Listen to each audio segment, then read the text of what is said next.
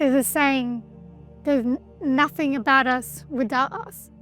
And being in this work for quite a while now, I've seen how projects have been led without communities themselves.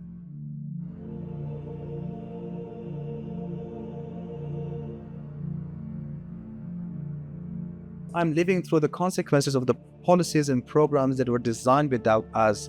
These decisions dictate how we can live our life, whether we can access education, or whether we can entertain our right to freedom.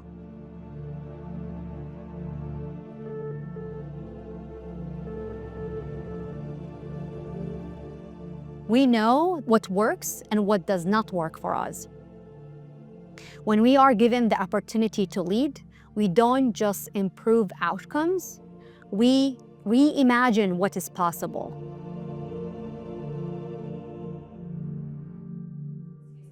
And many others that you put in.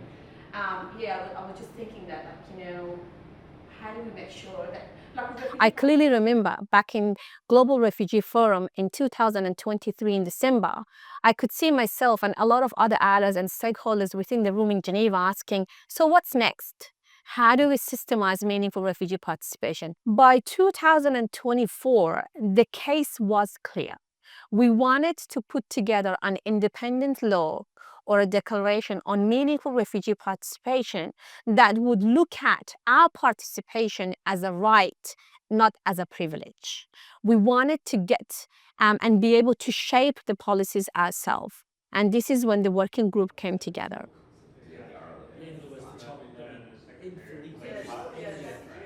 The current situation we face with refugee protection is one that's been created by professionals, either from governments or international organizations. It's a top-down situation.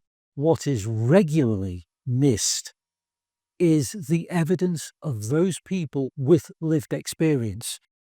The declaration that's been drafted over these few days is designed to reverse the process, to recognize that another form of evidence that is just as reliable, even more important, is the lived experience of those with forced displacement or statelessness issues.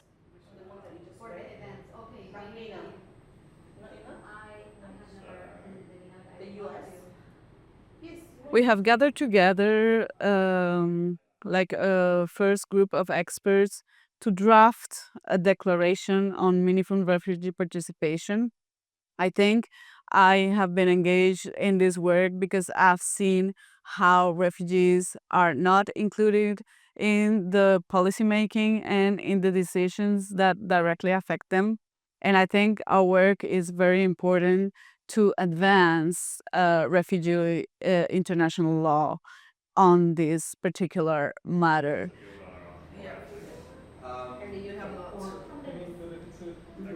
What we are trying to do with this document is articulate that meaningful refugee participation should not just simply be rhetoric.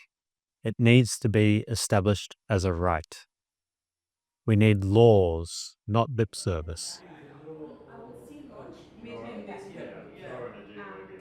I think it's important to highlight that we didn't arrive here because there were an ample amount of doors opened for refugees.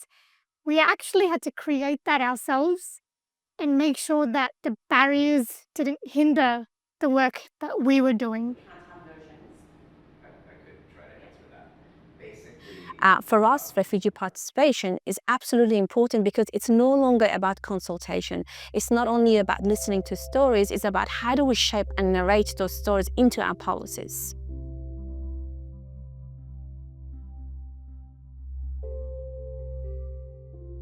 And this is something that's enormously important. It's also very innovative. There are very few documents in the international legal sector that actually try to elaborate what participation might mean. For example, what would be insufficient in terms of participation. And without that kind of document, we can't arrive at a point where participation is more than just ticking the boxes. So should I just put UNHCR international protection, UNHCR? So these independent declarations, we are just reclaiming our right to participate as a legal entitlement that is grounded in international human rights, good faith, non-discrimination, and accountability. It is accountability that transforms participation from a checkbox exercise to a real meaningful participation. So we want to be agents of the work, and it's really important that this declaration holds states and other actors accountable when engaging with refugees.